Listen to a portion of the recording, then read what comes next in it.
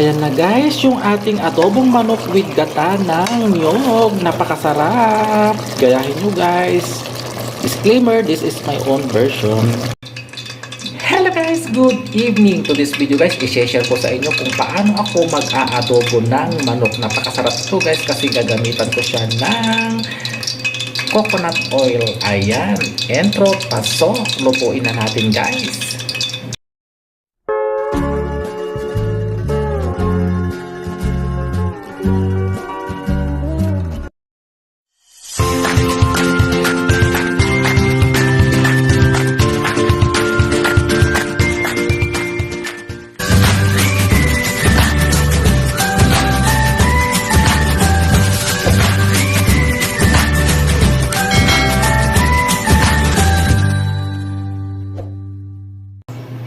So ayan guys, mainit na yung ating corn oil. So ilagay na natin yung ating ginger, garlic, at saka onion. Pagsabay na natin.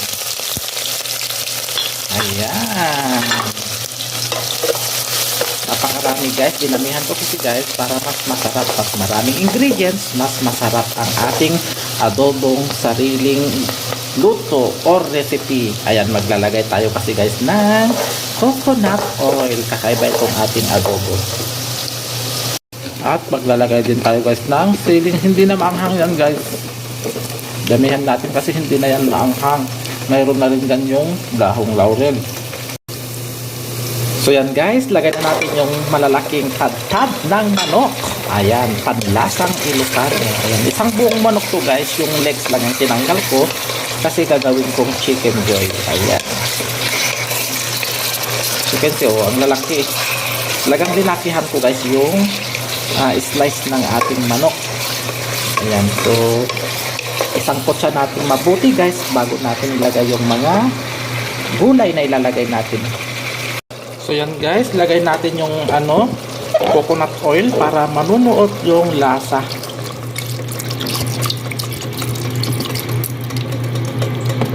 Ayan. Then saka nating halu-haluin guys para malagyan lahat yung ating manok. Ayan, napakasarap ito guys. Adobo nating linagyan ng coconut oil. Ayan, so pakuluan nating maigi guys. Saka natin lagay yung mga another ingredients. So yan guys, okay na siya. Ayan, nanunuot na sa gata ng ating niyog ang ating adobo. Ilagay na natin yung ating gulay. Ayan na yung ating gulay, patatas at saka carrots. Ayan siya guys. Halu-haluin natin guys. Ayan.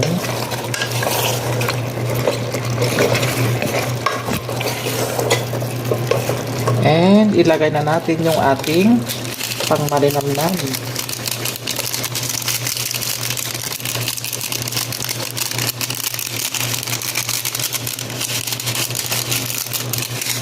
And maglalagay tayo guys ng buong paminta. Ayan, nakalagay na ako guys ng dahong laurel.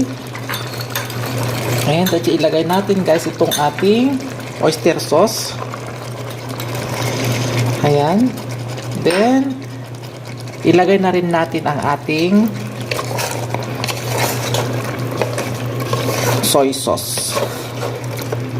Ayan, lagay na natin yung guys. Ang gamit ko guys ay Tamiyako soy sauce from Japan. Ayan.